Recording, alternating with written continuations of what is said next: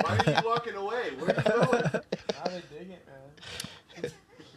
Girls like to be called shit that they never get called. Far out.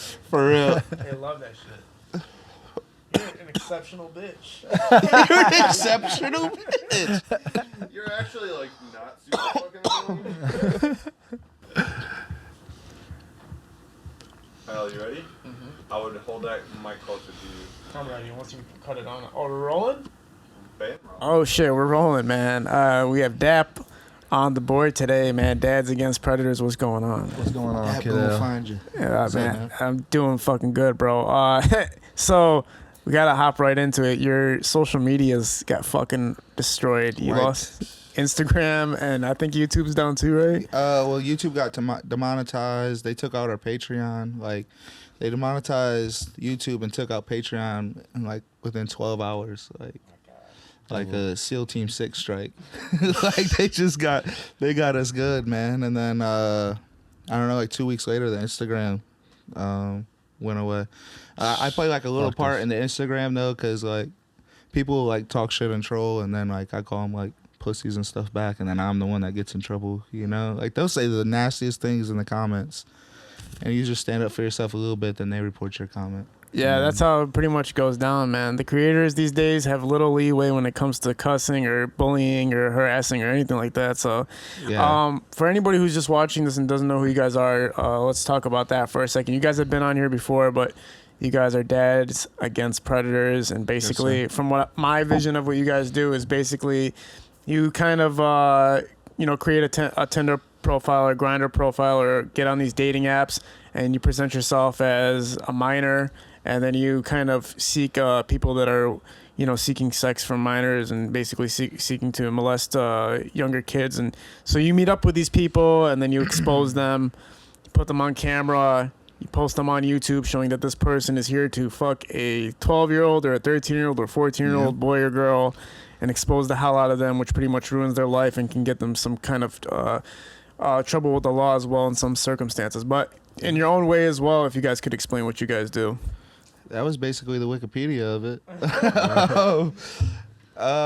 Yeah, so like it's in the first name of it, or the first like name is Dad. Dads Against Predators. So like I got 3 kids that I take care of.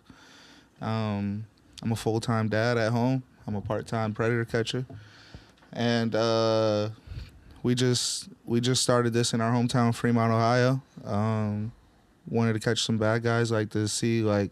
Just to clean up our town, and we cleaned it up. We got like 30, we got bad guys in like 20, or 2 months, I should say, not 20. But we was on the news. The police like was making press conferences to change. They're promising like, oh, we're gonna change. They ended up catching like 10 guys, and it was damn near impossible to catch in our hometown anymore. So we're like, okay, we're pretty good at this. Let's go to Toledo, and then we ended up in Texas and California. And now we've been doing a lot of work in like Metro Detroit area.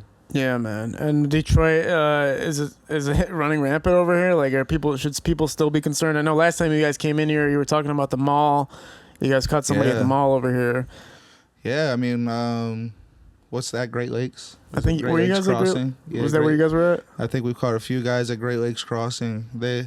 I was there actually a couple months ago, and one of the security guards is like, "Not today," and I'm like, "No, man, I'm just here shopping." Actually, like, not today. Yeah. He knew what the deal was. Yeah, we actually get that kind of a lot. I think we was just at the mall yesterday.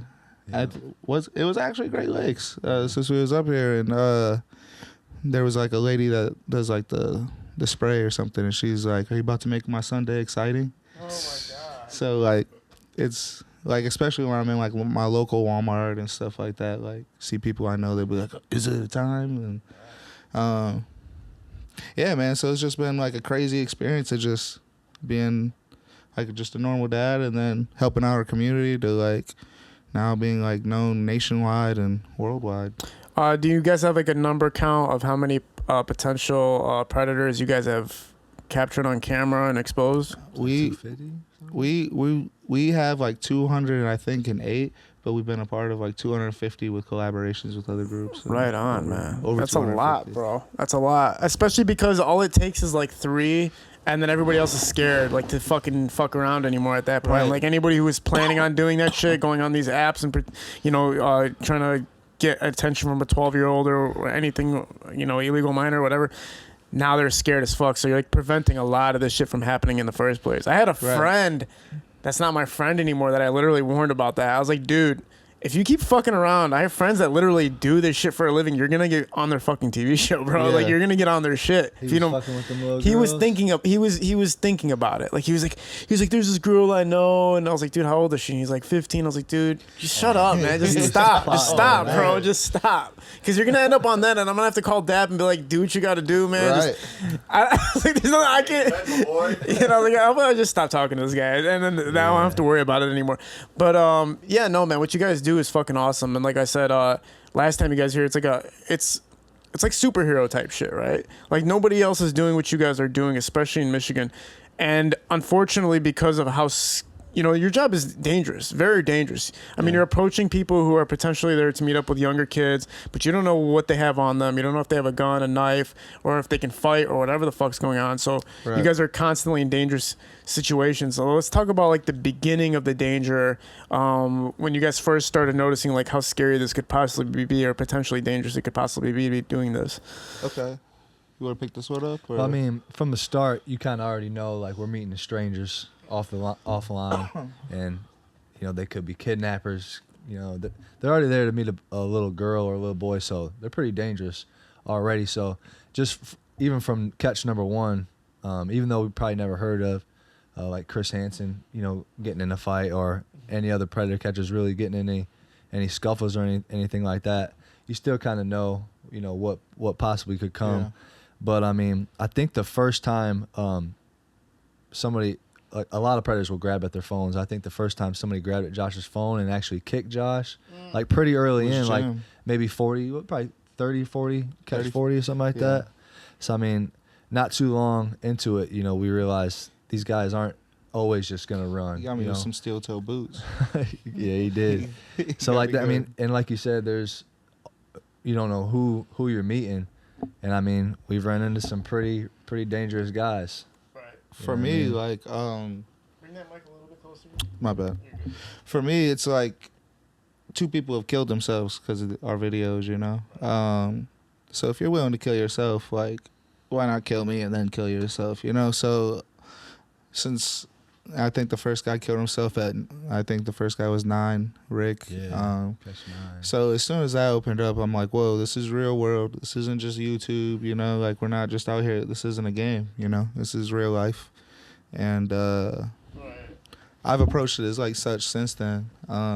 So, like, it is, it's crazy, you know? Like, but out of the 200 times, let's just round it to 200 times we've done this, maybe 8 have gone to where we need to fight, you know? And then we had one instance where he got shot, you know?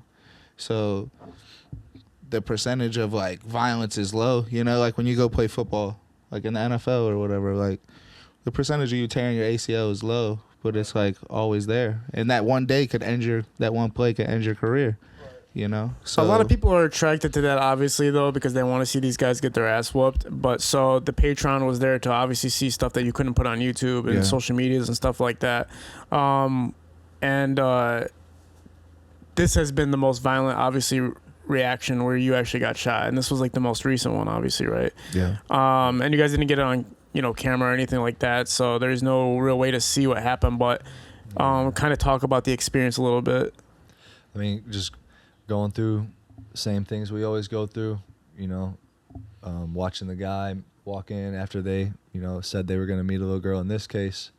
Well, I don't want to get into too many details, but obviously, you know, grown man was there to pick up a child.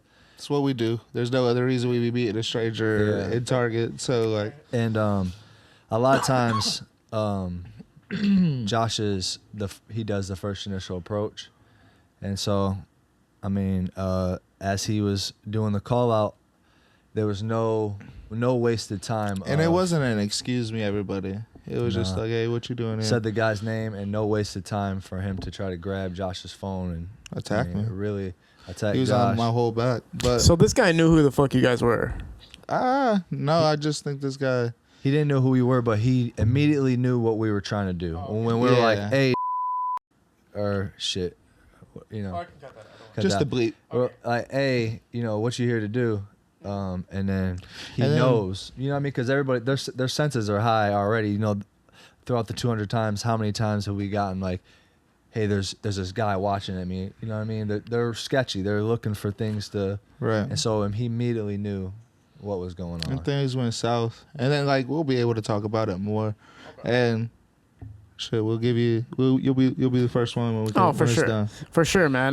Yeah, so that's unfortunate as fuck. Obviously, just for people to know, like, the injury, like, you're recovering, obviously, and you're making, like, a full recovery. Yeah, yep, making a full recovery. He's- God got me. If there's a somehow, best you know. place to get shot, he got shot there.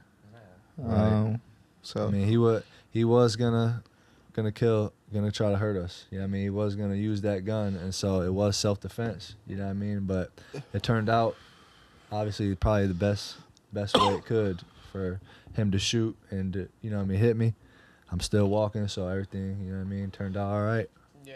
Thank God. and I like for now on there, like we're never gonna do like inside of a store or anything like that because there was always people that'd be like, oh, you put everybody at risk, and we didn't like we kind of set that aside, to be fair, and like I ain't too scared to say that I've been wrong and to adapt, you know what I mean? So like we would definitely never be doing this in a public place and putting other people at danger again, because that's at the end of the day, if somebody like who gives a shit about him, you know what I'm saying? But like he signed up for this, you know? He knew what was gonna happen. Some other person that was just there to get orange juice, and if they got shot in the back and never could walk again or something like that. Or even the like, trauma from just seeing it, you know what I'm saying? Exactly. So like Yeah. that's something that I don't want to be a part of anymore. And obviously there's other predator catchers out there. If they continue to do that, that's on them. But for me, this is like this is an experience of like this wasn't probably the best way to handle that, you know, bringing that guy there. Yeah. So, But I'm sure that if anybody was there and knew what the situation was, they'd be like, fine, fuck it. We'll give you guys this pass. You were trying to catch possibly, this fuck. yeah. I mean, just Like, just fuck from the that. math, you know, it's just you would just never think that something like that would happen. That somebody, Yeah, I mean, somebody pulling you out a figured gun. somebody like- would value their life because, I mean, if you shoot in Kroger's, you're obviously gonna get caught, you know. Yeah, like I don't know. So- That's another thing behind that. It's like that guy's just not thinking straight. But unfortunately, you know, that happens. Obviously, are you guys continuing strong after that, or did you take a break, or what happened I after mean, that? this has happened recently. Right now we're just, excuse me. Yeah, it ain't been 2 weeks. Damn, yeah, So shit. we're just talking. You with just the- got the fuck out of the bed, and you were just like, I don't give a fuck about this gunshot, and you just kept walking and shit, and just moving He's along. trying to play basketball and stuff. Like, But you Shit, were I'm pushing on. weren't you former weren't you former military marine or something? Yeah, I was in the Army. Can I get the lighter? Because so the last time we talked about it, that's what you said. You were in the Army for 4 years, Yes, sir. and so that probably made it easier for you to like handle that situation and just be like handling it. Like, Yeah, definitely. Like as soon as I got popped, like I'm trying to bounce. I'm trying to leave. You know, I'm kind of under distress, and like they're like, "How's your knee? How's your knee?" And I just kept thinking back to like little Army training. I'm like, "It's good." I'm like, "It's good." I'm not worrying about it, you know. But I'm also seeing that I'm feeling that it's okay, and I know I'm probably like my adrenaline's probably going crazy. You know what I mean? So I probably ain't feeling it, but I'm just telling myself like I'm all right. I'm kind of trying to medic myself up, like I'm gonna be good, wrapping it up. Yeah. So I mean that probably did help a little bit, just being calm in the situation, really. for sure. Now another unfortunate thing, like what we were talking about earlier, is losing all these social media platforms and stuff. So you guys were doing very strong on YouTube, hundreds Yeah. of thousands of views. You guys probably reached the million marks already, like way past it. overall, we have like 39 million. 39 million? Okay, yeah. So collectively 39 million. That's fucking insane. So did you guys get a notice from YouTube, or how did they decide to take you down? I mean, we got an email. Swift, Yeah. Swift email with a bunch of privacy complaints and all that Email, good shit. yep. Just a whole list of shit. And then they were taking down like 15 videos a week. Just boom, So, boom, boom. There's boom. no appeal process for that? I mean, I was able to keep the channel, And a lot of times, like, I didn't want to piss them off anymore, and it looks like they were going to do it regardless, you know? If they're taking down 10 a week, like, am I going to be like, hey, can you... Maybe not. They're like, I don't know. I just didn't feel like we really had a chance. It's happened to other like predator catchers and stuff. So subscribers, you get to keep all the subscribers. yeah, I mean, like they left our podcast alone. They left like. It's kind of crazy that they know which ones to take down. It's like they just know like this is. Somebody was like doing like a whole little thing into our channel. They were going to 9 to 5, like, all right, cracking their fingers like.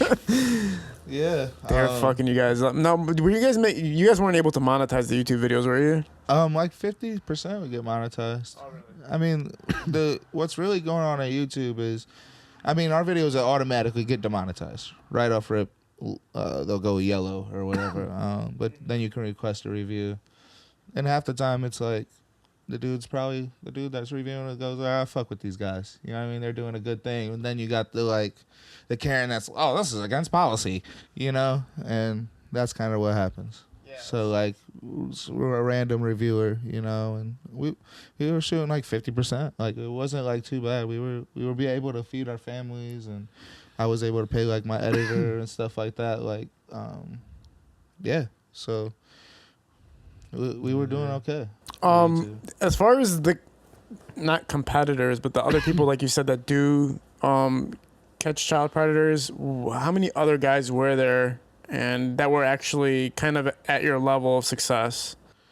I mean, there's a few. I mean, I ain't too proud to like. I ain't gonna say their name. No, you don't have to say their name. Yeah, no, but like Skeeter Gene. I mean, you got Alex out there from Predator Poachers, but he called EDP, which ended up being like an explosion. Where like that's like the biggest. That's like the holy grail of predator catching. What's EDP?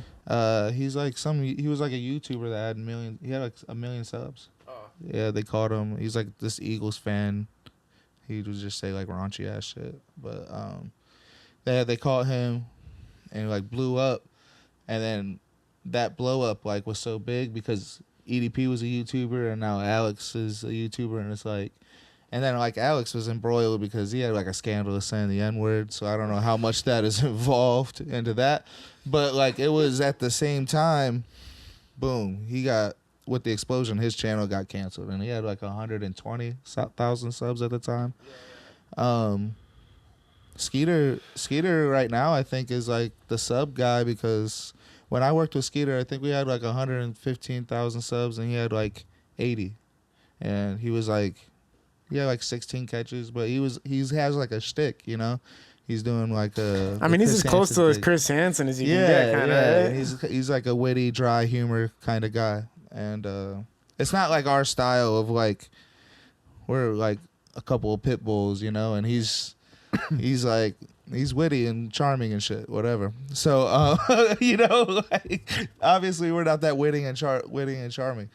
So, but he's got like 300,000 subs or something. I think he did like a collab with another YouTuber.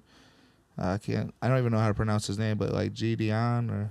And so because you guys' aggressive nature and that kind of commando style, going into the scenes like that, that's the difference between getting blocked off YouTube and possibly. Yeah, or it could be like. I mean, because there's been other groups that just like get stopped like when they got like 5,000 subs. They were allowing us to go. Ham, you know. I was thinking, what if somebody at YouTube is like related to somebody you fucking caught or some shit? Possibly. Or what if they heard the Sada Baby song and was like, "This is the line," because it was connected.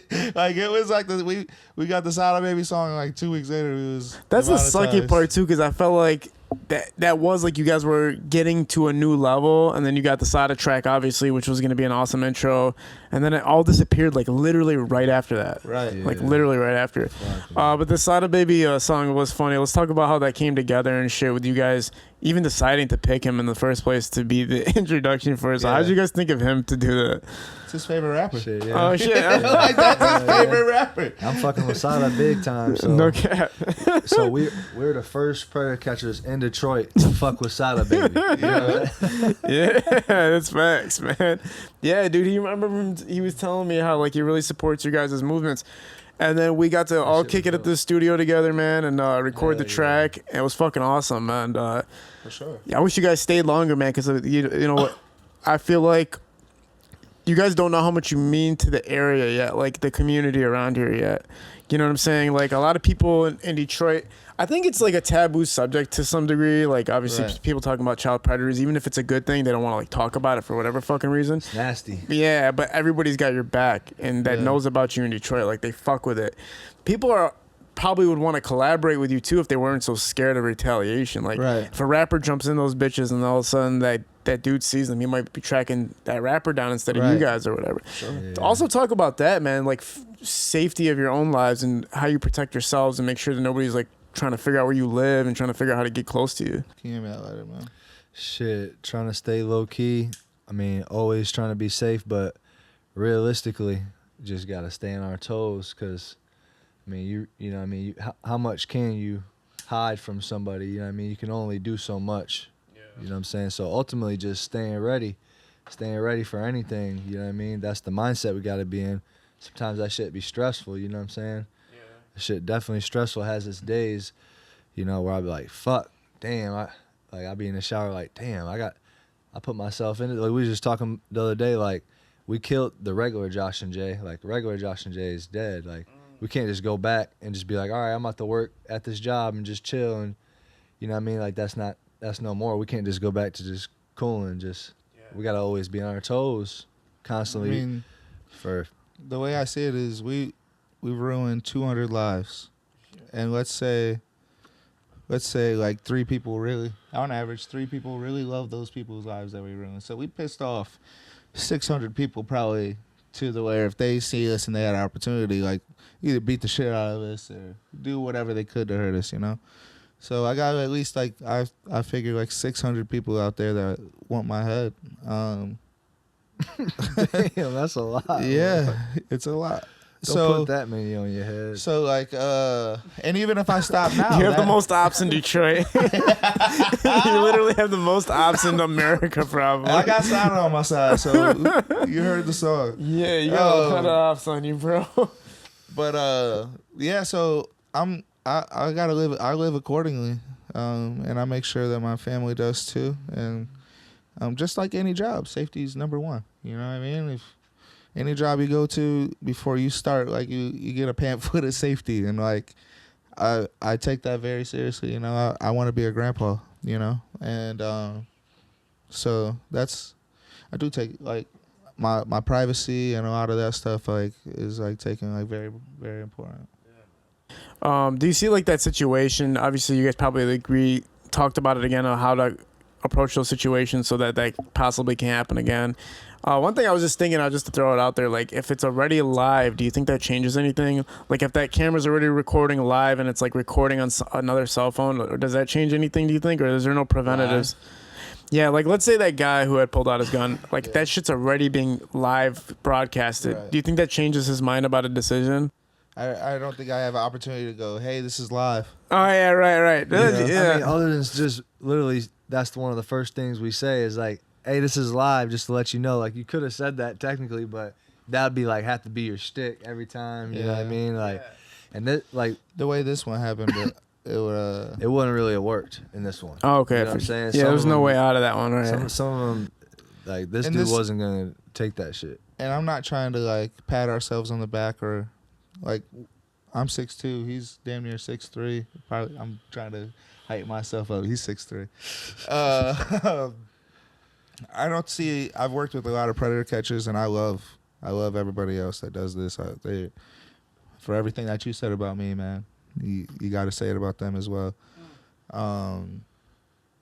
But like I can't name one other person that would have came out that situation in North Carolina. God damn. You know, so I like this guy. Like I wouldn't want to do this with anybody else and stuff like that. So like this is dangerous. So like really know what you're getting yourself into. I'd be a fool to like sit here and be like, yeah, go like. I still am a promoter of like do this in your community because the police really won't. You know, they really won't. And when they do, you see it on the news. That's one thing that they'll put on the news. And the reason why they don't really do it is because it don't make money. And pedophiles don't pay fines.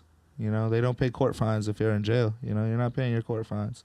And then if they do get probation, so they do pay their court fines, is what ultimately the system wants. Then you got a pedophile on the loose, you know? So, like, the system is not built to, like, really taking care of these guys until, like, we put a lot of pressure on it. And just like you said, of, like, yeah, people in Detroit support that. But, you know, they ain't really loud about it. And, like, that's okay. Like, I feel the support.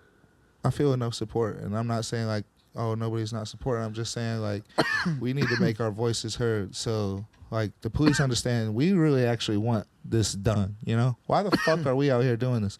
Why can we throw a dart on the map and catch 6 guys in any given weekend, you know? You can't tell me that in every police department where a big scene happens, they'll come out and be like, we have teams that do this. Then it wouldn't be so easy for me to go do it, would it? You know, they'd be scared. Like, I think the only argument is that, because even when I used to watch Dateline all the fucking time. The only argument I can give to it why the police probably don't do it is because the conviction rates were like super fucking low. Yeah. At the end of the day, you can prove that this person was trying to do it, but then sometimes the case just gets thrown out or some bullshit pops up. So it's Right. like if the cops spend all this time and they can't convert, that's when it becomes like useless to them. Maybe. Well, here's my like combatants to that. It takes an iPhone. That's it, man. It don't take a car. It don't take a new Jeep every year. You know what I mean? The budget of like really doing this is really low. I mean, it's literally per hour of what you're paying the officer in an iPhone. The risk, low. And the reason, like, why you can't have one officer, 2 officers doing, like, let's say 3 officers doing 8-hour shifts of just on a cell phone. Yeah. You know what I mean? Catching. If you can't, building cases. Like, if you can't have 3 officers and take 1 off the road to stop, like, getting more tickets and, like, stuff like that. If you can't take 1 off the road, less gas on the cruiser. Like, I don't want to hear a funding issue. And if it's, like, a conviction issue, like, so what's next? Right. So if it's a conviction issue, then I'm going to say, okay, so what are you going to do about it? Right. You know, because if this is the only way to get it without victims, then like what else are we supposed to do? Yeah.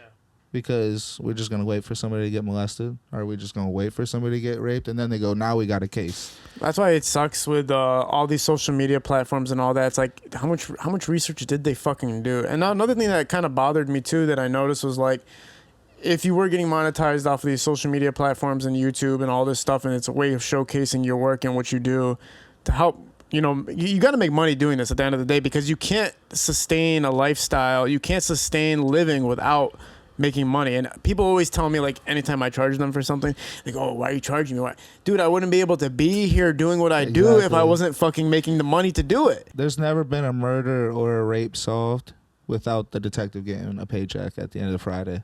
Exactly. Every single murder, like, had, like, any single murder, you know? O.J. Simpson's police officers that arrested him and detectives that did the homework to do it. They got paid for it. Every single person gets paid. That's why social media comments can be annoying, or YouTube comments like, oh, you should be doing it just, well, it's like, well, how are we going to focus all of our time to do this if we're not making money? So that's an annoying thing I noticed too when you guys were kind of trying to figure out, okay, like, we're trying to start a Patreon, we're trying to find ways to make this happen. We're getting demonetized on YouTube. We don't even have that anymore. And then there's people trying to give you guys answers. It's like, there is no answers. Like, do you support us or not? Right. Like help this. So talk about that. Like, are you guys still able to fund yourselves? Are you guys able to still live the lifestyle you were living now that all these things have been derailed? I mean, 100%. I mean, no. I mean, we've been like floating, you know, and I've always like kind of prepared for this, you know, so I wasn't out just like spending all my money, but like, no, I mean, we went from like a real income to zero, literally. I mean, other than merch, but literally zero. So yeah, and it's just like, if we get a real job, then we're sacrificing, like, you know, do you have a real job? This is my job. Exactly. If you had a real job, you don't got time for this shit, you know? So like, this is either your real job or it's not. Like, you're either all in or you're not. And if you're not like that, then you're not going to be successful in anything. Right. You can't put half foot in, half foot out. So our foot's fully in. I mean, we've got some other opportunities like that we're working on, like after D.A.P, that we've been able to like sustain with, like our podcast, who does pretty decent numbers, you know, just for a couple of random dudes that catches predators. So You guys started another YouTube section kind of thing called Cut the Cameras, yeah? Cut the Cameras. That's where all the re-uploads of catches. And to touch on like the money thing, the first few months that we did this, like he knows more than anybody is. I'm like, we're not making money, because Alex, one of the predator catchers, and if I said his name for good, I'll say his name for bad. He has a bad rep for. Before every video, he's selling you, please like subscribe, like please like go to this and go to that, and a lot of people don't have a problem with it, and it just rubbed me the wrong way as a viewer before I even started doing this. So I'm like, okay, when I do it, I'm not gonna do it that way. I don't like, even to this day where we're doing re-uploads, like there hasn't been one video that's clickbaited, you know. Like I'm not here to sell you predators, you know. If I get paid, and I haven't asked for one donation, even as we've been demonetized, facing legal problems, you know what I mean? I've stood on this shit. I got myself into this shit, and I'm not gonna ask anybody else to get me out of it. You know what I mean? So there's a moral way that, like, so we made the T-shirts, and our money is in these T-shirts. We buy 150 T-shirts, and then to get like a bundle sale, you know what I mean? And then we sell them at a reasonable price. The quality is nice and stuff like that. Something that I would wear. I'm not gonna just get you the lowest selling T-shirt so I can sell it at the highest price. I buy from a local company, and it's like if we buy 150 T-shirts and those don't sell, that's my ass. You know, I'm not using like Shopify or some third party to where they give you a 15. Like there's a middleman where I never even touched the shirt. That's every dollar that we made is like, if you're gonna give me some money, I want to give you a product back, even with the Patreon and things like that. Like it was never, because when you're working for money, like your heart's in the not in the right place. Like this is, but it's a reality check too, right? No, I mean now all of a sudden it's like I make a GoFundMe, but it's like at the same time I'm gonna do the same things that got me here to get me back to wherever I'm gonna go, you know. And if anything, you know, I got my word in my balls, you know.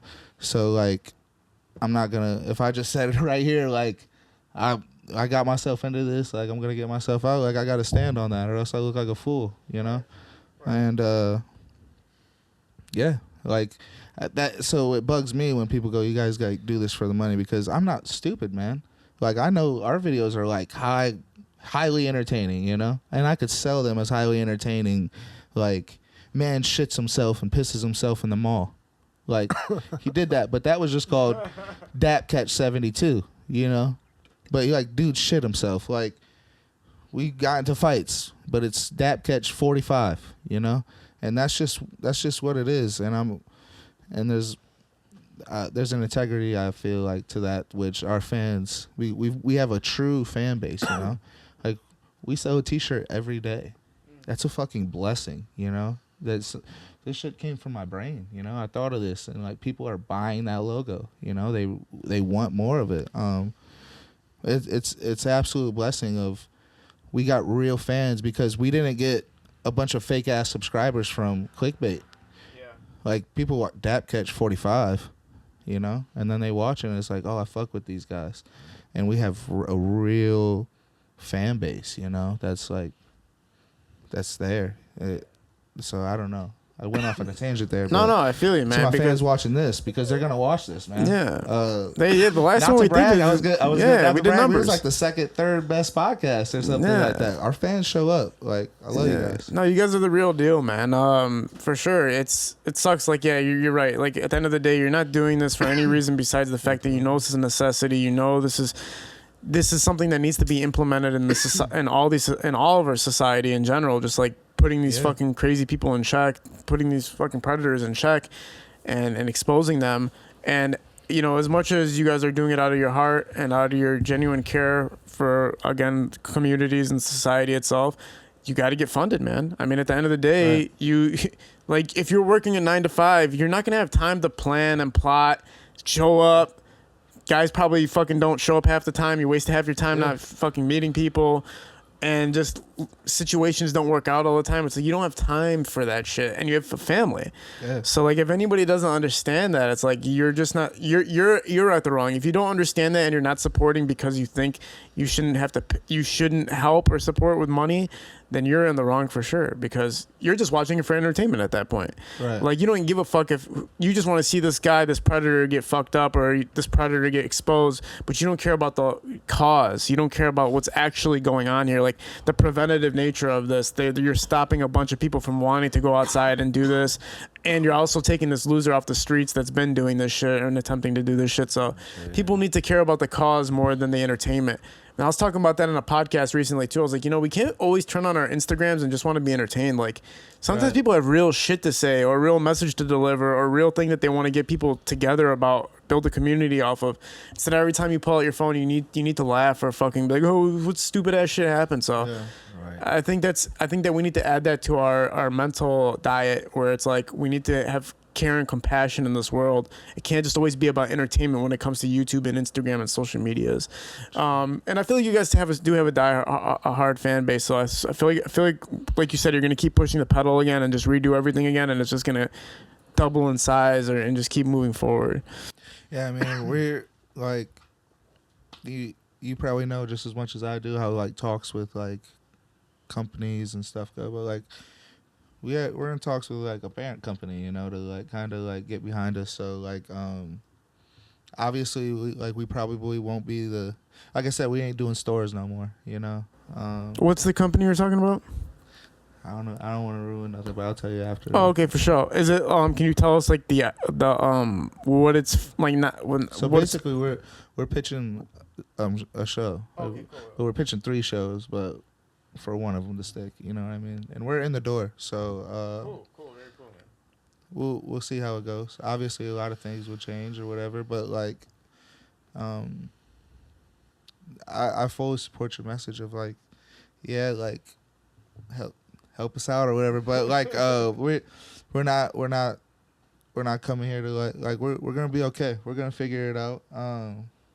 And at the end of the day, like I feel like I'm working for something good, you know what I mean? Like I told him like I don't know if I feel comfortable like going in the army. Like what war am I really fighting, what am I fighting? If I'm going in the police, I got to wait 10 years to fight like a real war to be a detective, cuz I mean not all respect to real like everyday police officers, but like they're handling a bunch of like kind of like other like crazy stuff that's going on, but like tackling real issues, they're tackling a bunch of mini issues. Like I want to tackle, like we got one life, I want to fight a war, so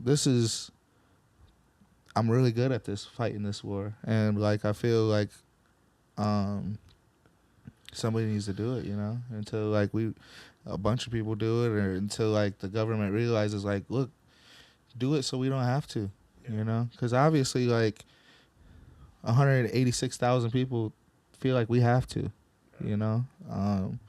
so that's we want some help like with the cause, like not even like you don't want to support Dads Against Predators because the way we do it, then like go support Skeeter, go support do it yourself, or like go write a letter to your police station that says, hey, like maybe if you guys did this more, Dads Against Predators would stop. Like if you hate us, write your police and tell them to do it more. I don't think there could be anybody that's a spectator that hates you guys. Oh man.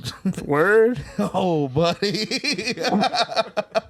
Dude, I'm gonna take you through some DMs, man. Like people hate me, man. People hate him. People like, how many messages you got of like should have aimed higher, and like people just saying, oh, they missed, like talking like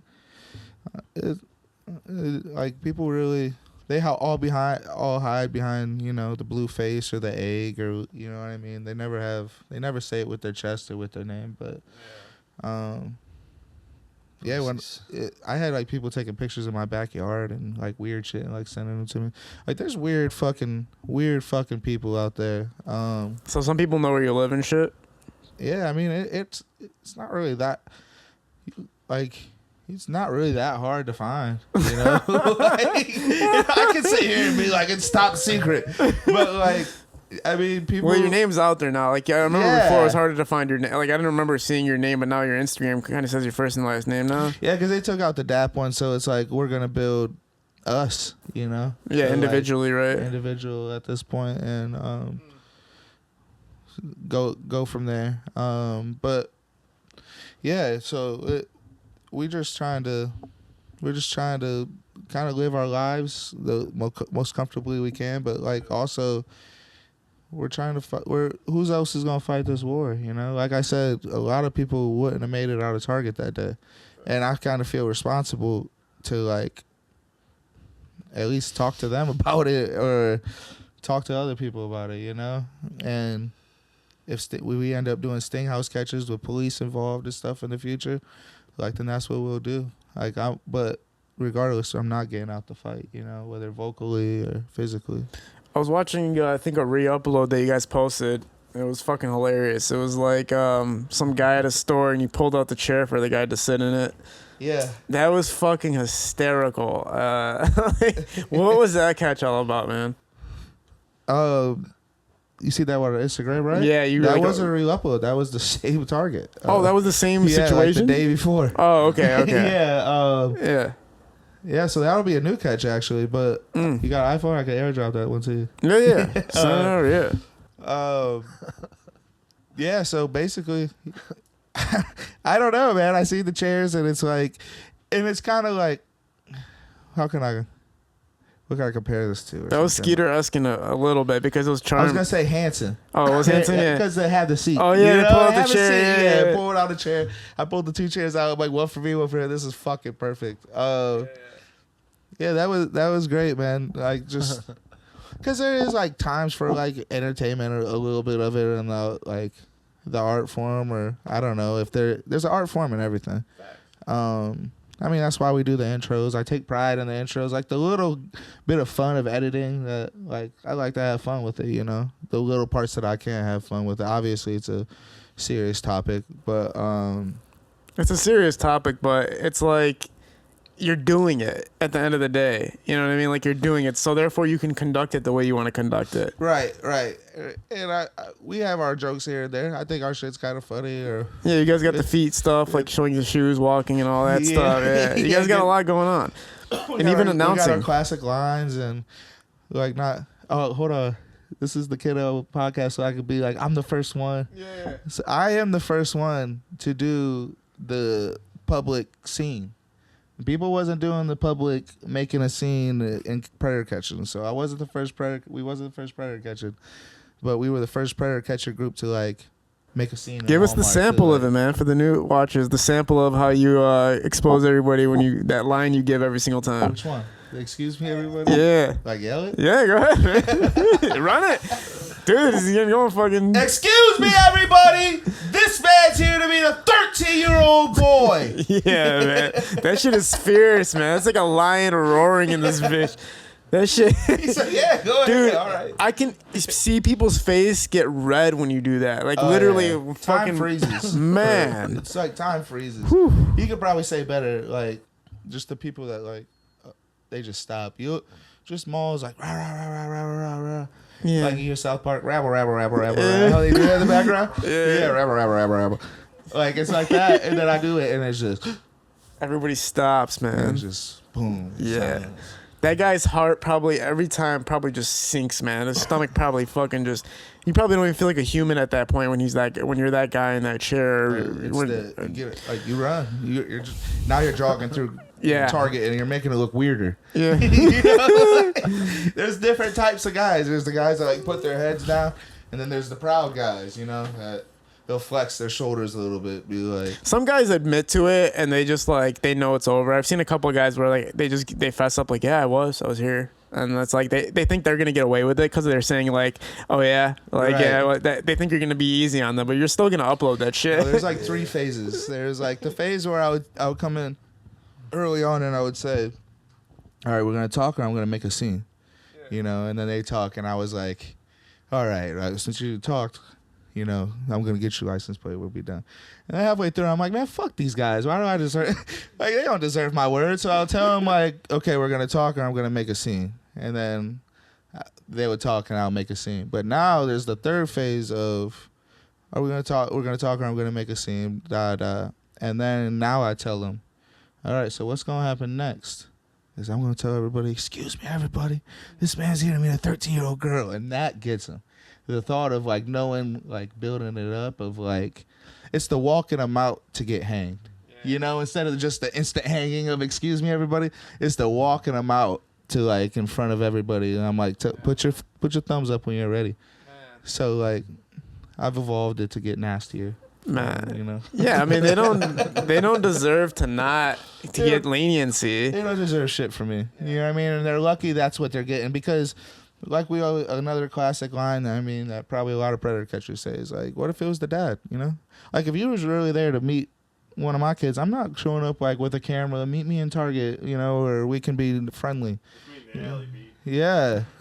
Imagine if you had exactly. like a kid that actually, even though it's like probably not possible, that would fake being like Chris Hansen used to have like a fake child. Mm-hmm. And imagine the dad of that child, even though he knows like the situation, just yeah. being there.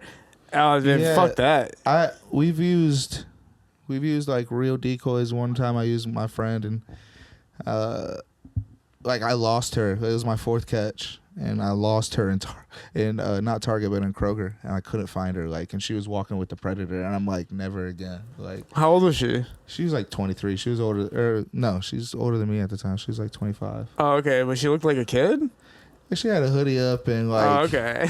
yeah, like You lost Not her? exactly. I lost her. Dude, that's And I'm what- like running through like, and it's my fourth catch. I'm not good at this yet, so I'm like running. I'm like a little kid looking for his mom in the aisles, you know, like not this aisle, not this aisle. Oh no, you know. And What was the worst fuck up you guys have ever had?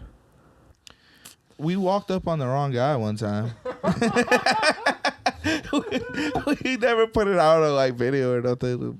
We found out pretty quick, like in the first like 30 seconds, it wasn't him. But like, hey, what you doing here, man? He's like, nothing. And we're like, yeah, you ain't this guy. He's like, no. And we're like, oh. Okay. It was just too, like, it was like 2 o'clock in the morning, and it was too specific from. And the dude ended up, who was getting like walked up like 45 seconds like later, and he had to see us talking to him. Yeah. Like, but like, yeah, it was late night, and it was just like the timing was like literally too specific. And then when we actually got up there, we're like, oh yeah, this is the wrong guy. Yeah, so just the wrong person. Fucking pretty Yeah, much. but luckily that's only ever happened one time that I can remember. What about you? What about for you? Yeah, that was it right there. The time you guys got the wrong guy. Yeah, I remember he was like, "This is," because like after we said, "Oh, all right, my bad," he was like, "This is weird." He did say this is weird. And then we turn around and the dude's right there, and we're like, "All right," so we didn't end up fucking this up. Like, we kind of went and got him. I wonder if like any of the guys you've caught ever became like a fan of you after like, you know, that was fucked up what I did, but I actually fuck with these guys. We hear that. They claim to be fans right away. Like a lot of them, I they're respect like, what I you respect do. what you guys do. You know what? I like you guys. Some of them say, "Like, man, shut the fuck up. Get out of here." We had Eric. He was catch 35. He came on the podcast, and he was like, I actually love the videos. Like, when he was coming in, I'm like, bro, shut the fuck up, dude. Like, What do you think his intentions were for coming on the podcast? Try to clear his name. yeah, I mean, to try to, but all he did was dig it further. Like, the only way you're really gonna, like, he did admit it, but he did like a lot of like, because of this, because of that kind of thing, and people don't want to hear that shit.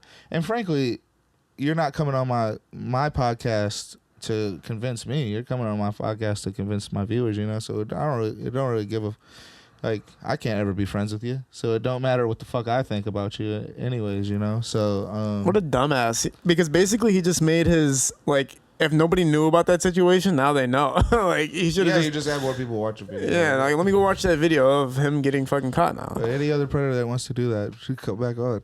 We'll have you on. It was good for us. Was he from Michigan? I think so. I believe so. Man, that's wild. There was a predator that claimed he watched us before. He's like, "Yeah, dude, I fucked with you guys, bro."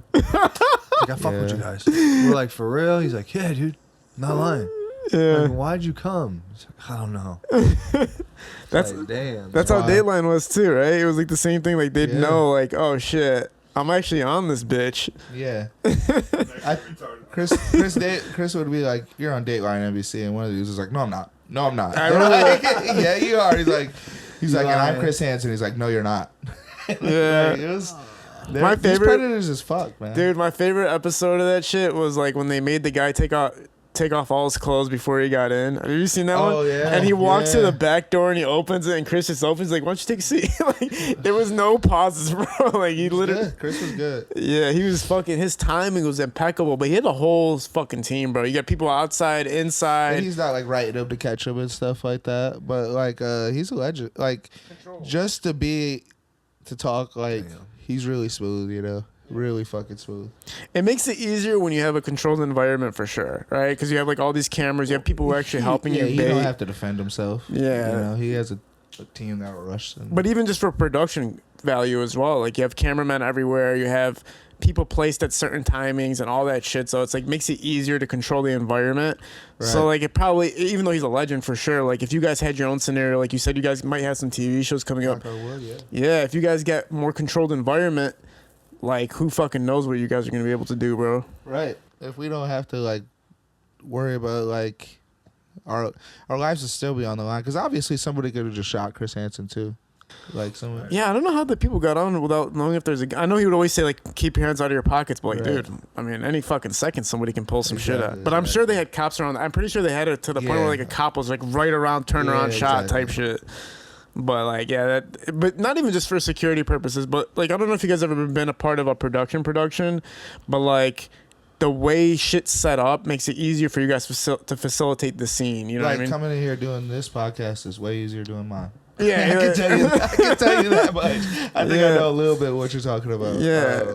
Like no, if you guys had like a house that you could do it at, just kind of Right. similar to Chris, but like your approach is probably attractive to people because you're actually going after these people like directly. You know what I'm Yeah. saying? So I'm sure that's part of the attraction to it. Right. Yeah. So that would be like things that like we're gonna see if we could adapt to like doing a more controlled environment. You know, because we don't want the next shot to be in his brain or in my chest or anything like that. So like, yeah, like we're looking for shoot. We'll do a bidding battle. Anybody else want to offer us a show too? Shit, Like, you should, dude. yeah. Honestly, they got fucking like what duck hunters and shit like that. They got all these fucking crazy ass TV shows. Might as well do it where it matters, right? Right. They have like all these crazy shows This up. Chris Hansen video's got like 12 million views. Like, it's a market there, you know. So it's just, and like not to be like a conspiracy theorist, but like they really don't like fucking with that pedophile shit like in the media, you know. Like the Ghislaine Maxwell, like she got 20 years. R. Kelly got 30, like. And then we just don't even see the list of the people that went to the island and just, you know, and we don't even talk about that. They ain't talking about that. Nobody is, but we'll talk about like Johnny Depp and all that shit. But Yeah, the money, like you do wonder why it's happening. You wonder if there's money that's stopping the speaking, or like what the fuck is stopping. what is it, you know? Like, yeah, just I think a lot of that shit was just like blackmail. Like they were getting like a lot of like rich dudes and then like giving them prostitutes, but not telling them they're underage. They fucked those girls and then afterwards be like, dude, she was 14. Dude, she was 13. Like, Oh, I so got you it think on that's what's video. going on? Yeah, I think that's what it was. So they were just being blackmailed the whole time. Yeah, because like her dad was like a part of like the Israeli like CIA basically. Like they were big into like the Mossad or whatever. They were big into like espionage and shit like that. So obviously like not to be like that tropey dude, but like Epstein didn't kill himself, you know. Like, he didn't kill Nick himself. always posts memes about that shit. He always have like it would be like a long paragraph about like how apples come out of trees and shit, and then at the end, Epstein did not kill Right, himself. those posts, Like you'd yeah. be fucking swept off by that, like out of nowhere. Like what the fuck? Because you act like literally that's a like that's a joke thing, but like it's got to that point because the media will just they'll delete that shit. You know what I mean? Yeah. So like people are literally hiding that shit just so you can see it now. So like we're trying to move on to the news, new news. Like what really happened with this Epstein shit? You know, what's really why didn't we get to see any of the Ghislaine Court stuff? You know, it's weird. Now she's sentenced to 20 years. She's out. Now it's over. Like the bag zipped up. You know. Yeah, it's always because even with what's that Hollywood fucking producer's name? Epstein. Bernie or Weinstein. Weinstein, right? Yeah. Yeah. So like, it's. Okay, yeah. Yeah, it's because other people are involved that can't be involved, or Yeah. like they. So like everybody's just trying to protect their own ass, basically. Because Right. if you knew somebody was doing something and you didn't say shit, they don't want nobody knowing that you fucking knew. So they'll do everything to cover the tracks. So these people, I'm sure, that are going to jail, those singular people, the people around them, they cannot have anybody know about that shit. Right. So I'm sure millions of dollars are poured into somebody's pockets to keep that shit out of light, for sure. It's obviously a weird thing, but there needs to be like a more like, we have groups for AA, we have groups for addiction. You know what I mean? Like, I think it's so crazy. Like growing up, you would never hear, oh, they're a drug addict, or back in when I was growing up, it was like crack. Crack was the drug. You know, now it's like heroin and stuff like that. But you would never hear like crackheads talk about, I smoke crack. You know, it was like you had a little pride to you were admitting to it. But now like just people are just like, yeah, I do drugs, you know? Like look at Juice WRLD. Like that you can never really kind of really be an openly drug addict in the 90s. You know, it wasn't like socially acceptable. Now it's socially acceptable to talk about your drug issues. Not that people weren't drug addicts in the 90s, like Nirvana. What's his yeah. And they're not like, he's not making songs. I mean, I'm not the biggest Nirvana guy, but I've heard their songs, but like, they're not songs about doing heroin. You know, are they? Possibly, dude. I don't think so. Possibly. I don't Kurt think Cobain, that. dude. I don't know, man. Anything could be going on. Yeah, I mean, but I've never heard him literally say like, yeah, like what a lot of music is now is just like openly I do drugs, and like the people who were doing drugs back in the day, they weren't really. Yeah, they were like, saying like Puff the Magic Dragon and shit. Like they were keeping it concealed and shit. Like the Beatles, like Paul McCartney was trying to fuck girls and shit, but he's like, I want to hold your hand. He's really trying to fuck these girls though, but he's doing what's like acceptable at the time, and even then, like people were like, yo, he's talking about touching girls, you know? Like, it was even, because that's all he could say. The craziest song about that is called Into the Night. Have you guys ever heard the song Into the Night? Dude, this song is literally about this, like, 40-year-old dude that wants to hook up with this 16-year-old, but, like, society won't let it happen. And the song is literally, it's fucking, but it's one of the greatest songs ever, I'm not gonna lie, just because it sounds so sick. Like, you ever heard that song, Into the Night? Like, Into the Night. I forget the fucking guy's name. The whole, We'll do it again. it's like, Into the Night, I'll take you up. What is it? Are you not thinking of Give Me the Night? No, it's called Into the Night. No, it's called Into the Night. And this song gets played at, like, Target and shit. Like, I hear it all, that's how I heard it for the first time. I was like, this song's sick. Then I played it on YouTube, and everybody in the comments were like, yeah, what the fuck, dude? Like, you're really trying to fucking fuck 16-year-olds. Dude, play it on the fucking computer or some shit. This song is insane. It literally... Yeah, dude, this song is literally about a dude who's trying to hook up with, like, this 16-year-old chick, but, like, everybody's, like, telling him, like, it's not a good idea. But he's like, I'm going to do whatever it takes to get you. Damn. Dude, it's fucking insane, bro. Oh, God. All right, I found it. You ready? Yeah, dude, this song's legendary. I'm not gonna lie, it sounds so good that you forget that it's about like fucking a pedophile. No, it's gonna have to be some sweet shit for me to forget What's that one Police song, though? Like, but dude, that song, and then it gets into like a Damn. crazy ass escalation climax at the end. It's like the craziest yelling and shit. Like, dude, it makes you forget that this song is so fucking like despicable. Like, what it's actually about. Like, that's the only motherfucker that pulled that shit off for real. Meatloaf made a weird song too. It makes you feel uncomfortable. We're going out the edge of the night. We were both 15 and it felt so right. I think he says that, and it's like, ugh. This makes me uncomfortable. Like 15. Stop talking about your 15-year-old sex. Like, it makes me uncomfortable when it's like such a good song. But every time it gets to that point, I'm like, Yeah. Dude, that's why R. Damn. Kelly's fucked, because it's like, dude, you know his like streams like quadrupled since he's gotten put away. I imagine. Yeah, like it's super, but it's like, dude, you know what he did, but they don't give a fuck. It's like he got the exposure because his name is like all there now, but it's Right. like you're listening to his music after that. I mean, I don't know. I'm glad that he Closet knows- shit was pretty dope. I'm not gonna lie, I might check it out again, but R. Kelly apologist. And he was Yeah. funny with the like bringing the midget in. Like that shit was fun. Like he was having fun with that. Now he's really good, man. He made the Space Jam. I believe I can. I believe I can believe fly. I can fly, dude. Man, as a kid, that was the song Yeah. for me as a child. Me too. That I don't know. It's the argument of separating the. I mean, Einstein was like married his cousin. You know. Yeah, but that's way different than what. So No, what? I mean that is way different. I don't want to. I'm not over here. Yeah, that is way different. That was consensual. But like, Oh, I'm man. team. I don't think Michael Jackson did it. You know, I don't think that he did it. I know, like that's a. I think it's 60-40 probably society that thinks Michael did it, but I don't think Michael did it. There's a documentary called like Never Neverland or some shit about. Yeah. I don't. Did you watch it? No, I ain't gonna lie. I didn't watch it because I heard it was anti-Michael. Yeah, I heard if you watch it, you're gonna like totally think he was doing some shit. I haven't Yeah. seen it either though. But it was just those like 4 kids. But he's had so many kids like over at it. Was Michael doing some weird shit? Was Michael sleeping in the bed with some kids? Yeah. But he was admitting to that. Like, and the dude was showing up to court in pajamas and shit. He knew it was a joke.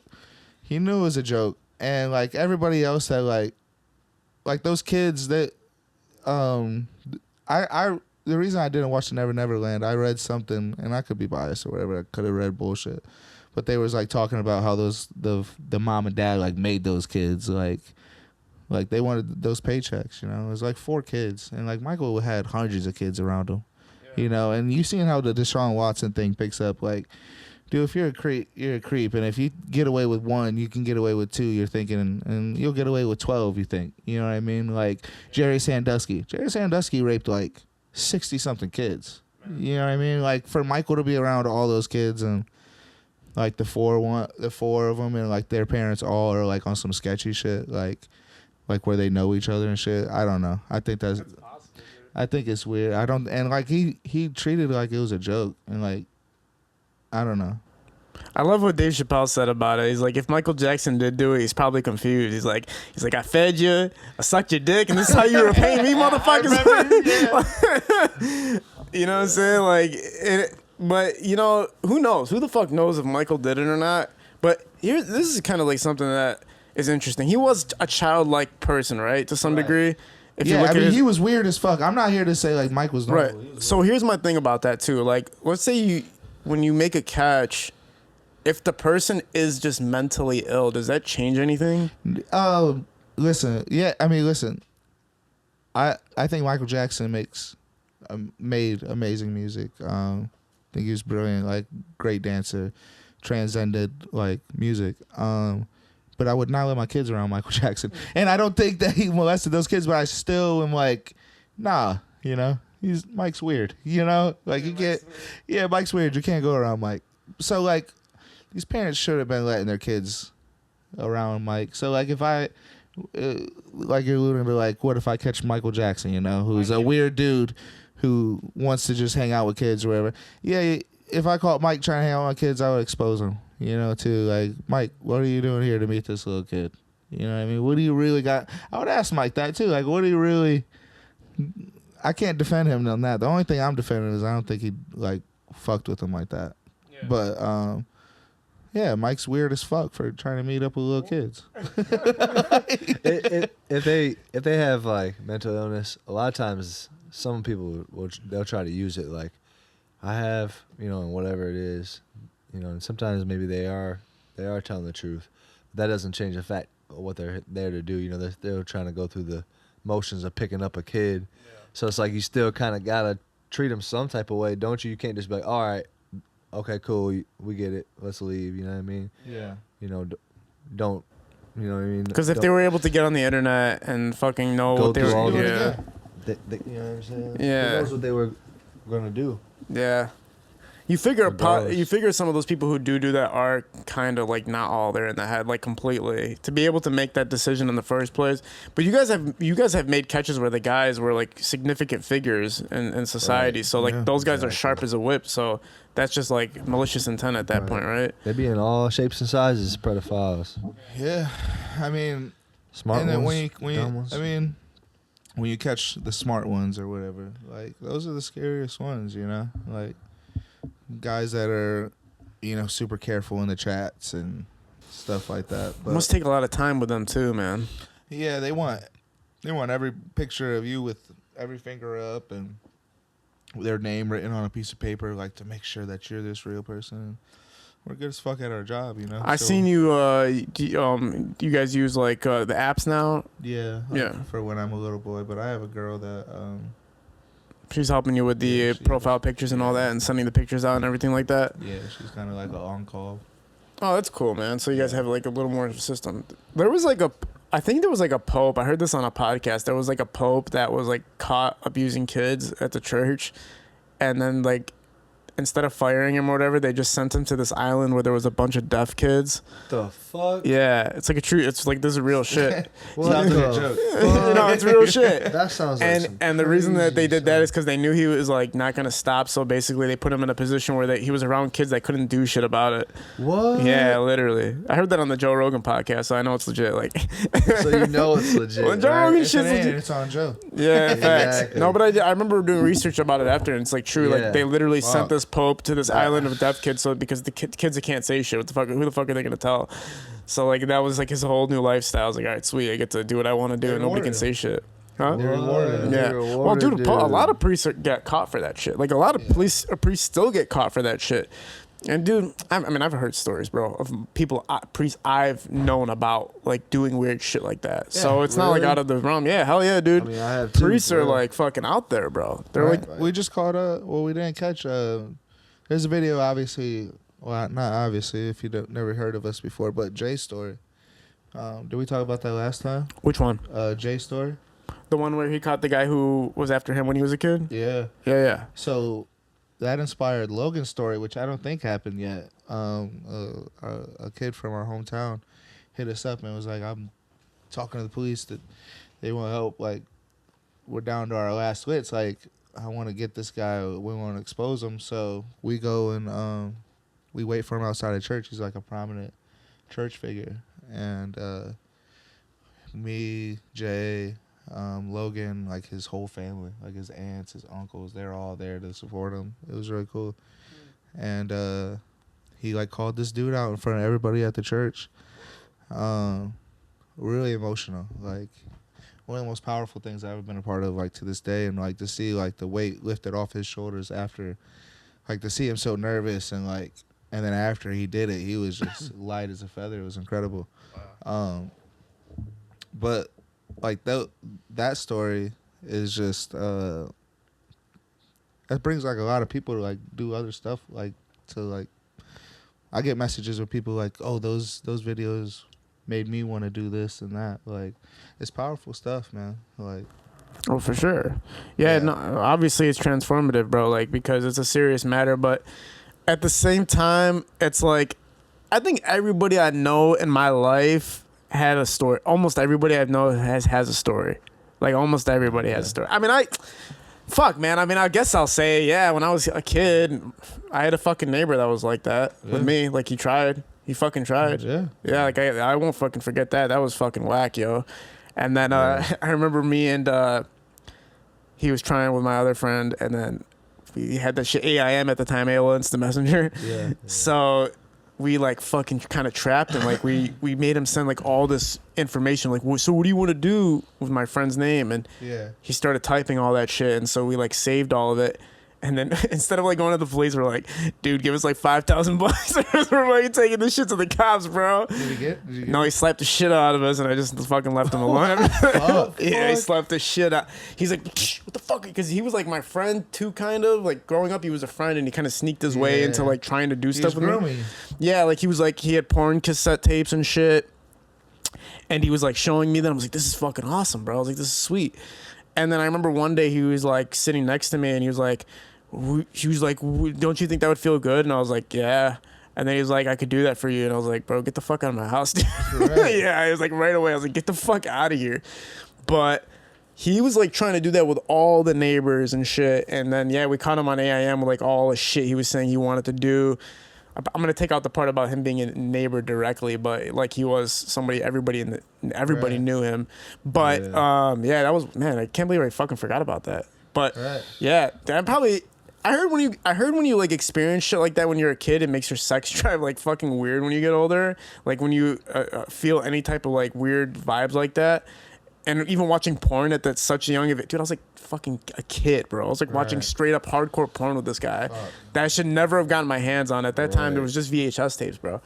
So my sex drive's is insane. Like, you know, I'm wondering if that has anything to do with it. I be fucking bitches left and right, B. You know what I'm saying? So, like, I'm wondering if that has something to do with it. But they do say like when you get educated about like porn and like stuff like that, or somebody tries to sexualize with you at a young age, it like fucks with your like shit in the future, the way you like handle your sexuality and stuff, which I'm totally straight. I'm just saying, like Right, just your sex drive and all that shit and whatever. But everybody I know has a story about somebody that tried to do something when I broke. But like a lot of people, man, and it's like it changes their fucking lives without them knowing it. Even me, like I think I was burying it for so long, I fucking even forgot about that. Yeah. But like, dude, I remember. Talk about he was just at a factory working and just hit it one day. Yeah, I was just working a 12-hour shift, and like I realized I was really pushing it, just kind of like how you like it just popped up in your head. Like I realized I had always kind of known it, but I had disguised it in this weird way. You know what I mean? Until it finally came out.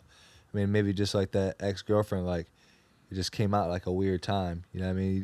It just kind of comes out sometimes. You know, and people don't know exactly who to tell, and that's just like you said, almost everybody's got one of them, a weird scenario that happened to them, but not everybody wants to sign up for counseling and deal with it.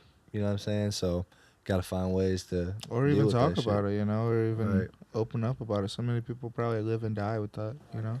Yeah, man, fucking they're everywhere. Put it that way. They're fucking everywhere. And what steps do what's been done since the last time you guys have been here? Let's get like a quick update about like all the most prominent catches and just updates since the last time you guys have been here. When do we come? in? When was we here? I mean, we worked with Dame Dot. We went on 2 catches with Dame Dot. Yeah. Him and his people are the real deal. I could say that. Like, if you don't like Dame Dot, like I feel bad for you because he's not an enemy that I would want to have. Talk about the catch with Dame Dot. Like, those dudes are just so fucking real, man. Those dudes are just like, he was arguing with the cop, and like there was a cop there was kind of off duty, but the kid that we caught just like some white dude, and he just plowed Plowed through all the snacks. like the snack stands, you know how like it'll have like a wall of like for like the line, you know, like a Family Dollar. He just pushed the shit over and ran through it, and it just snacks and shit everywhere. It was crazy. But it was like a fast catch, and he was like, we're like in this nice penthouse like apartment and shit. And he's like, I want a black dude. He said, like- I want a black dude. He's like, He's y'all gotta funny. catch a black dude. And I'm like, oh man, like I'm not right. trying to make this dude Right. mad. Like I'm like, all right, we're gonna catch a black dude. And then What the fuck? I think I ended up catching a dude on Grindr. He was a black dude, and we went to the local Kroger, and we walked in there, and I'm like, you know, Dame Dot's a smooth guy. He caught him. He was like, oh, that's him. Like, Yeah. he's a decent predator catcher if he's looking for a second career or something. But yeah, he caught him. He did the original approach, and I'm like, you know who Dame Dot is? He's like, yeah. I'm like, that's him. And he's like, you could tell He didn't want to look at him. He seen Dame Dot. He's like this. He's like, yeah. So like, That shit imagine was funny. like, have you guys ever seen the episode of like Scott Tenorman of South Park? Yeah, of course. He like he's eating his parents and crying, and like Yeah, later it's- it's like, this kid's a pussy. Yeah. That's like you get caught being a predator like in front of like hypothetically your favorite rapper. Like how Yeah. fucking embarrassing is that? Yeah, Like, dude, that fucking sucks. That's hilarious. So, Dude, it's like, holy shit, that's Dame Dot. Fucking. yeah, like you think, oh shit, I seen Dame. You're about to like call somebody, dude, Dame Dots and Kroger's. Hey, who you here to meet? I'll call you back. It's fucked up, dude. So we're in talks with a couple other people, man, that'd be exciting to go on a catch with, you know. So people that your crowd would know and probably be excited about. So yeah, and just basically just a lot of travel. We've been catching in LA. We caught somebody, I should say, at the Chinese movie theater. Like, we're in LA. I'm like, oh, let's get some. I want people to know we're in LA. And we caught this one guy, and his boyfriend came along too. So it was like a 2-for-1.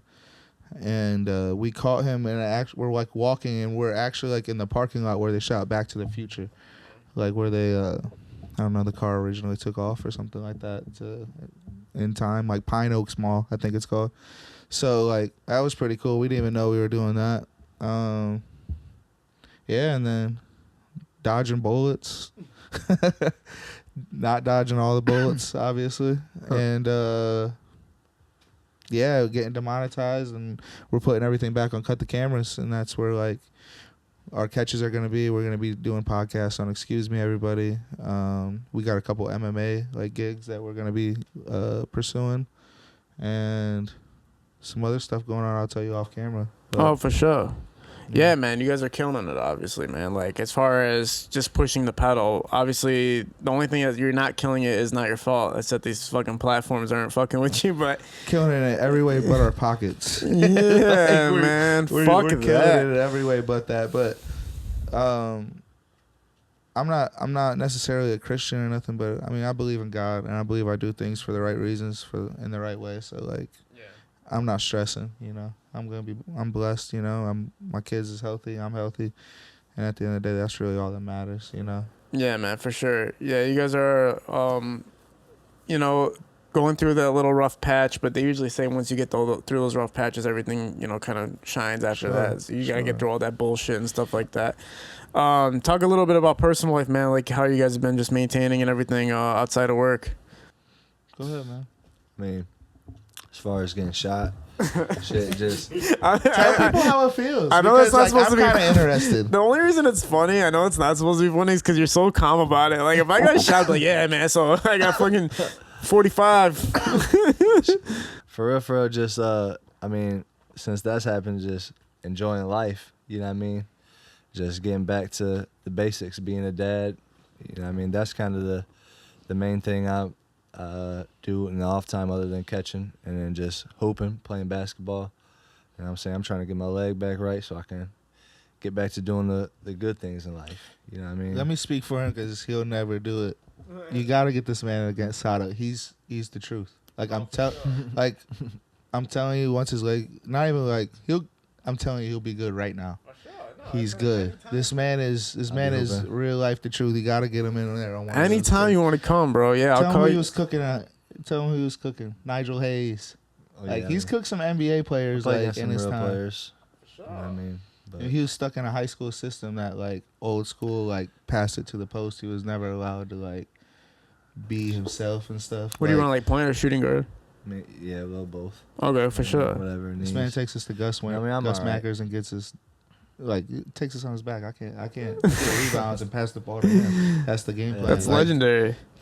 So it must hurt. Yeah, I mean, dude, you know, like I swear to God, I always say this because I'm a drummer too. But like I love playing basketball. Yeah. But like I always like, damn, I can't get shot on my arms and my legs because I need to hoop. Right. Like that's all I be thinking of. That's all the only reason I don't want to get shot. Like literally. Like I swear, You be dying like, oh, I can't hoop. I swear to God, that's always what I tell my cousins. Like, yeah, man, I can't fuck up my legs. I need to hoop this summer. But that sucks for you because you can really hoop, and then obviously you get fucking hit like that, man. Yeah, I think I'll be straight. I mean, my speed ain't like my best attribute or nothing, but I mean, you know what I mean? Like, it seems like I'll be all right. You know what I'm saying? Players, I mean, fucking Paul George snapped his whole leg in half and shit. So, like, I mean, I'm pretty sure That's I'll what be fine. he was saying that like 2 days later. He'll be like, that's what he was thinking about. You saying, oh, I can't hoop. He's over here like, damn, what if I can't hoop? He got his socks is bleeding, like his blood's running down his legs. He'll be like, bro, what if I can't hoop? Yeah, I'm like, Like, so that's Yeah. real life. Like what you're saying is real life. That's That probably shit. how you would be. Like, Straight up, that's dude. First thoughts. You know what I mean? But That's a baller statement, straight up, dude. That's Hell literally what a yeah. baller says, man. Like you don't want to lose anything. Like also like I'm a drummer too, so like all I think about, dude, it's so weird. You can't get injured. Like if you get injured as a drummer, your summer tour is over. Like you can't do Yeah. shit. You can't fucking perform nowhere. The you gotta band is protect your done. hands, your arms. Yeah. people don't think Everything. about that Yeah, I for don't. drummers and shit. I don't. And I was with this girl the other night. And I was like, I picked her up. So like fucking, I was rocking. Cash I'm dough? where's my fucking? Dude, hold up, bro. You fucking kidding me? I knew something felt off about the fucking room the whole time I was here, bro. I think something was off too, man. There you go. There we go. Yeah, man. Now everything feels normal again. But yeah, man. Like I was hooking up with this girl and I fucking picked her up and I like threw out my back. And I was like, dude, I gotta fucking drum tomorrow. Like, what am I doing out here? Like, I can't be Yeah. lifting bitches up and shit like Heavy that. lifting and Like, shit. you can't be fucking around, man. And the older you get, your body does not give you breaks, bro. Right. And the longer recovery. Yeah, facts. Literally. Sure. Cat Williams was talking about how, like, people just fucking yawn and they fucking throw out their back and shit. I'm like, this shit's real, man. I've thrown on my back like twice on some just like turned the wrong way too fast or something. Like my kid said something in the car. I was like, what? And just like, boom, I'm done for like 2 days. Exactly, Get man. pissed off and shit. Fucked up the whole week because you turned too fast. Exactly. And just imagine like, man, just 80 years old. It really must suck. Just For real. pain. Existence is just pain. Like, oh man. Older I get, more I'll be watching old people just be like, damn, they really going through And they're it. tough. Like, yeah, I mean, Because if I got like a pain in my knee, I'd be like, like, and just they got a pain in every. Dude, I saw the weirdest thing at the mall yesterday. I was hearing this like really hipsterish young voice. And so I was like, oh, there's a hottie behind me. Yeah. I turn around, it's like old ass, like it was like the transition between being like old lady to like a grandma. Really? That's I what was like, oh, hell. that's what So like a 48. no, she was like 63. 58, like a young. 58. She was young 58, but you could tell she was like getting there. Like she's Yeah. turning into granny soon. But it was like the weirdest state where she sounded like a young person, but her hair was all fucking gray. But she was really like fit and young, and I was like, "What the fuck is this state called? Like, this isn't like MILF or Yeah. Cougar. This is like grand fucking something." But it made me realize like we're getting old, bro. Because the way she was talking, even like the way she was speaking was young. Yeah. It was like how we would talk, but she's old. Like, yeah, are we gonna wear like our same fashion? It's like 80. Will you still hit it though? Yeah, I would have hit That's that what for we had sure. on the back. That's what we had on your back. Woo. I've been rocking the oldies lately, bro. I'm not gonna lie to Yeah? you. I've been hitting the Cougars. 58s, the 48s. Where are Fuck, you getting those at? social media. Okay. Doing a Dude, little social media. one chick said she found me because her son follows me. So she's like DMing me and she's like, I just want to make sure you're safe for my son to watch. I was like, dude, I was all up in that like 2 days later straight. Nice. Yeah, dude, don't fuck Nice. around. If your girl, listen, if a girl's in my You been flown DMs, out yet? huh? The girl fly you out yet? Nah, hell nah. I'm not big time, man. I'm not like that. I But got one. you got flown out. I got flown out like a hoe. What'd she say? How did she tell you she was gonna fly you out? It's just like you gotta come out. And I'm like, I mean, like I'm busy. It's like $400 for a ticket. I don't need pussy that bad. You know what I mean? She's like, I'll buy the Airbnb, and yeah, she phoned me out, paid for the Airbnb. Dude, was she older or was she younger? And she's my age. Whoa, dude. She's like a 7, but like it was a nice trip. You're probably like the only non-rapper person that got to do that. Like, ever. I'm not even gonna lie, like and I believe like almost at this point, if you got any internet like success, like they're flocking. You know, They're there. They're there. they're flocking. I thought it would work a little bit easier. I still have to put in work. That I'm like, why do I have to put in this much work, bro? I should just be able to be like, well, it's the Gucci, and then like get in there, and that's it. Like it's too much work still. And then the worst thing, chicks are trying to date me now, which is really pissing me off. They want to secure it. Yeah, They my wanna friend be gave me the one. best advice. He's like to me, listen, bro, don't make them like you. He's like, Yeah. make it between like she's cool with you and she doesn't like your personality too much, and you end up fucking that night because she's like, all right, at least I got something out of it. But if you make her like you, she starts thinking like, oh wait, I'm gonna like play this out and see Next if I can level take it shit. somewhere. I'm like, I gave the hose up though. I'm about to do like a name drop because I'm in this position now. But like I was talking to the ugly guy, man. And I'm like, bro. I was talking to him like, how do you handle it? Because I'm like, this man probably has millions of hoes. Like as a rapper, like it was getting thrown at me, so I know it's getting thrown at them. So I'm like, how do you handle this shit? He's like, bro, you gotta beat your meat. He's like, you just gotta beat your meat. It won't mean nothing to you afterwards. And I'm like, all right, man. I'm like, was he on your podcast or something? who, ugly? Yeah. No, he hit me up on Instagram, man. Oh, cool. Yeah, he was like, he's a super cool dude. I don't know if he's fucking with me, but he's like, bro, I'm a big fan. Like, I'm humble. I'm like, dude, this guy made water. Like, I was young when he did that shit. Like, he's like did the whole like based, like he was in that bass style rapping. You know what I mean? It was really fucking cool. Yeah, that's my boy, man. I talked to him.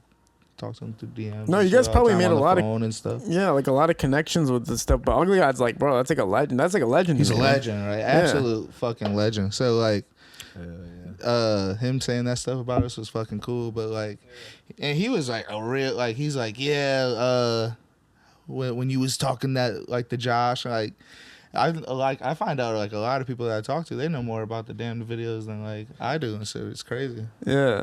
So. Well, because you don't realize it, man. Like it's a even though let's just take it out of the seriousness of what it is. That genre is like super super niche. Like it's not easy to find it. So when you find the people that are doing it, it's like, yo, that's mad respect, dude. Yeah, it's hard. I couldn't believe it, man. You know, and just like when we met Sada, man, like he did. I could tell Sada's not like, oh, these guys got some subs. Let me fuck with them. Like he had a whole. I don't think he had that speech planned. Like he was there, like. He spoke for like 5 minutes to like everybody in the room, like he knows what he's talking about, you know? Yeah, the Like, motherfucker articulates out of nowhere. He's smart as fuck. I'm like, god damn, like he really knows what he was talking about. So like, I thought like, yeah, Sada maybe watched the video and was like, yeah, these guys are cool. Let him, because I think I talked to him on IG before he. He told me before that all that happened how much he fucked with you guys. He was telling me that, and he's like, I want to go on a catch with them and this and that and this and that. I was like, yeah, bro, go do we the had song. talked like a year prior, and he gave me his number and shit. And like with these, I don't ever hit these guys up first, you know, because I'm fucking busy. So I'm figuring like these guys are ultra busy, you know what I mean? So I don't like to try to like hit them up or anything like that, and try to like seem like a. Because at the end of the day, like I'm trying to look at you as a peer, you know, like. I don't want to look at you as like a fan, you know. I like Sada Baby's music, you know, but I don't want to go in there and be like, Sada Baby, you know. Like, so I'm trying to just give these guys respect and all and like the space and shit that I want from like people, you know. With future plans, you guys have shows that you guys are working on or in development and stuff, and trying to get these deals going. You got the podcast going out too. If you guys want to shout out the podcast and any other platforms people can find you guys on. So the podcast is Excuse Me Everybody on the D.A.P Inc. YouTube channel. For catches, I think we have 40 up now. We're going to be re-uploading all 200 of them. That's going to be on Cut the Cameras, the YouTube channel. And they'll just be listed D.A.P catch number 1 through whatever. My Instagram is Shua Monday. Not sure y'all I'm plugging right now. Go plug your stuff, buddy. I'm Jay Carnicum on Instagram, and we'll figure it out. The rest for the like the extra stuff, you know, we're trying to get that together. Patreon canceled us. Oh, Patreon cancels you guys too, man? Yeah, Patreon canceled us too. Same day with Instagram, wasn't it? No, the same day as YouTube. Patreon canceled us. So Do you think there's there's no correlation, obviously, right? Well, it happened like within 12 hours of it. Like, so it is like weird of like, I don't know. Wait, so YouTube and Patreon canceled you on the same day? Yeah. Swift kicking the nuts right there. Within like, 12 hours of each other. Do you think there's any chance that there is a correlation between YouTube and Patreon? There has to be. I mean, a chance. You know. I don't think legally, like business wise, they're related. But I mean, there was probably an email of like, I imagine it happened on Patreon first. They seen the fights.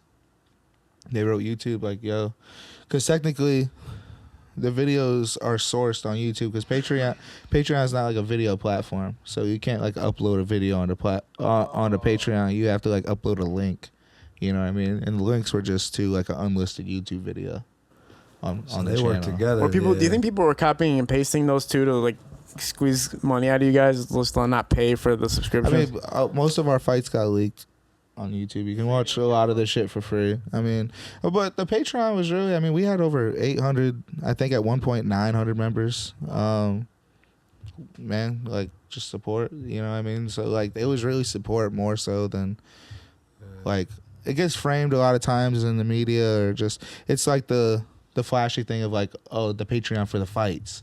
You know what I mean? But the Patreon was like the FaceTime with us. We're gonna write you back. Like you pay us to write you back. You know what I mean? So like you're gonna get written back. You're gonna talk to us, and yeah, it was like a really beautiful thing we built up. It got taken away from us the same day as the YouTube. I mean, it fucking sucks, man. But to have a comeback, you gotta lose one. You know what I mean? So you know, life's ups and downs. I didn't think at 28 I was gonna figure everything out and things were gonna be flowers and candy for the rest of my life. There's gonna be problems, so we're gonna get through them. And we, like, it's weird, but we have way bigger opportunities now and safer, and like there's a good opportunity that we can get paid quadruple for the same job with 500% more safety. You know what I mean? So there's a lot more out there for us than what we're doing. We put in a lot of work, you know. We've earned the fan base.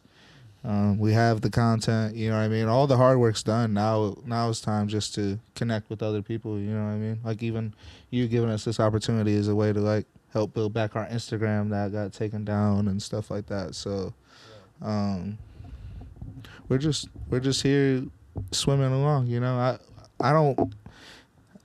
I was like a security guard and stuff before this, you know, and if I lay down and go to sleep, you know, like I don't feel like I'm doing shit. You know, I'm raising my kids, you know, but like I just feel this gives me a purpose, you know. Were you like mall security? No, I was a security guard for like a Heinz plant, so like trucks would come in and bring like ingredients to make ketchup, you know. So like man, that's the last thing I thought you were gonna say. Yeah, no, it's a very lax. I was bringing in a TV and my PlayStation 4. I'd be playing MLB The Show all like the whole time and stuff. It was a super lax gig, you know. So nobody tried to raid the ketchup plant and shit? No, fortunately not. The mustard company didn't try to sabotage nothing. What's a catch that people can go check out? One of your recent ones you guys would recommend for everybody to check out to get you guys get engaged with? Beth. It was on World Star first. That's what blew us up. The Jim Carrey chick? Yeah, the Jim Carrey chick. Yeah.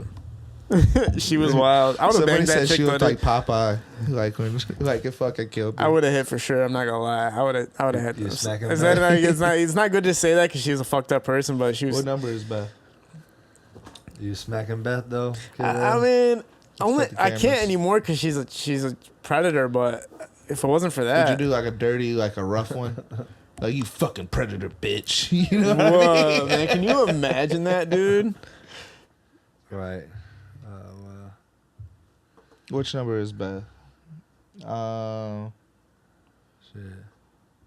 Best number 35. Number 35. Also watch Jay's story. We're gonna have a lot more being uploaded. I think we only got like 45 uploaded right now. But Beth, which is D.A.P Catch 35 on Cut the Cameras, and Jay's story on Cut the Cameras. Has there been any new ones? We got like 15 new ones that we gotta post, but like I'm trying to get these uploaded before I forget about them. You know what I mean? Like, so I got them all. Go ahead. I was gonna say Catch 31 is a classic. Dude tries to run us over in Denver. Yeah. He's like, "You sons of bitches," and tries to run us over and tries to circle around. Oh, I chases know. Josh. I seen that clip. There's Classic the, one. Yeah. There's the pickpocket. a classic Denver pickpocket with Alan Kinte. Man, if you could get a guy on your podcast, get Alan Kinte on your podcast. Which one is that one? You don't got that. No, he was a guy. We caught a predator in Denver, and he came. I'll text you it so you could probably put the clip in. He's like, he had no shoes on. He was shot. His whole car was shot up, and he's like, we pull up and he's arguing with this dude on a bike who's the predator. They're arguing. We're like, he's like, no, this dude, I try to give him $10 to go pay for my gas because I'm shot. I'm an armed security guard. And he kept saying, like, I'm an armed security guard at this place or whatever. And the biker dude, and we walk up to the biker dude like, yo, you're here to meet a 13-year-old girl, blah, blah, blah, blah. And long story short, it's just like an epic of like, him, like Alan Kinte, this funny ass dude. He's like, I'm Alan Kinte. I'm the last Kinte in America. And this dude is like something you can't even write, man. Like, it's just the Predator I don't got his know. phone pickpocketed. Yeah, his friend like picked his phone out of his pocket. Like, we'll watch before we leave or whatever, so he could put it in. And just the occasions of things that we've walked, like, just things that we've experienced, you know, just through meeting these random people, just all kinds of like, we have this dude I caught on the Chinese theater. I'm sorry, the Chinese theater. Like, there's Spider-Man, and he like goes to talk to Spider-Man. He's like, dude, and he's like talking to Spider-Man, and Spider-Man just keeps walking by. I'm like, what the fuck is this world like that I'm in right now? Like, I'm shooting this video in front of like the Chinese theater, which I thought was so cool because that's where they filmed Rush Hour. And I'm like, oh, this is fucking sick, you know? So I'm like fanboying a little bit, but I'm doing my job catching this predator. And this predator's like reaching out to Spider-Man to like on some like, get these guys to stop. I'm like, what is my life? Oh my you God. know, like it's just like. So you guys filmed him actually going up to Spider-Man and shit? Yeah. Yeah, and he just keeps walking away like. What the fuck is Spider-Man gonna do? A fake Spider-Man at that. Like. It's just getting that on camera, and I put that in one of the intros before, and it's just like, this is just what a fucking life, you know? Yeah, man. What a life. Yeah, because the people that are in this shit, like every time I watch the videos, they are characters. Like, they're not good people, obviously, for the circumstance that they're there, but they are characters. Oh, there's It's not like they're characters, ever a normal. It's just a normal ass dude, like, for sure. Like, totally, you're just normal. It's always like Right. some weird quirkiness to them and shit. They all got their thing, you know? Like, they all got like a nickname you could almost like give them. Like,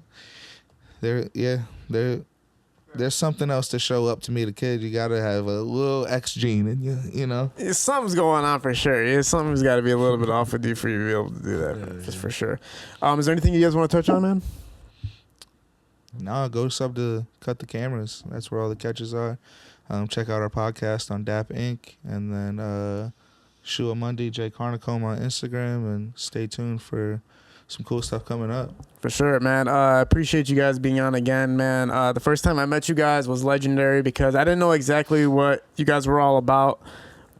When you guys got on the show for the first time, it was like just legendary hearing like the sacrifices you guys had made, and obviously seeing the progress you guys made. Because I feel like, did you guys quit your jobs before or after the first time you guys were on here? No, our jobs was quit by then. I was going to school to be a teacher. You know, I got associates in art, which don't mean shit.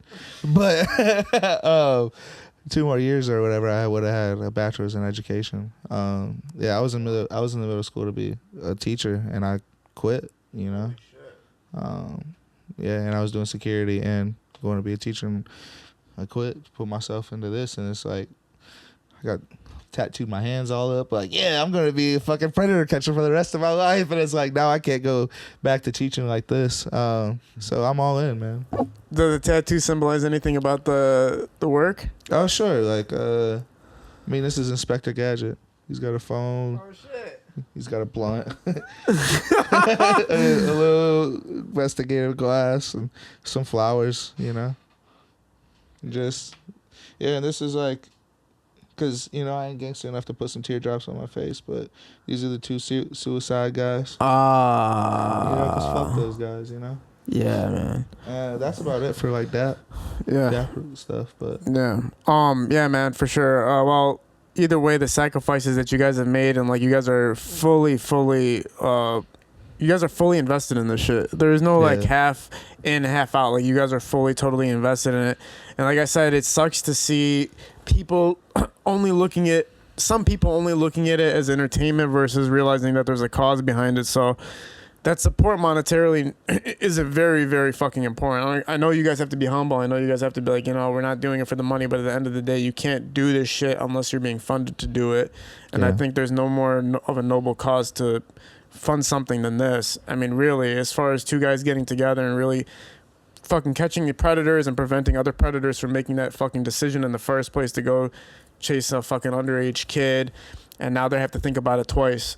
Now they have to think twice, like, fucking that might be there. And they Right. just don't even fucking go do it, and they change their mindset about it. And then the guys you do catch that, they get fucking put in their position to never be able to do it again.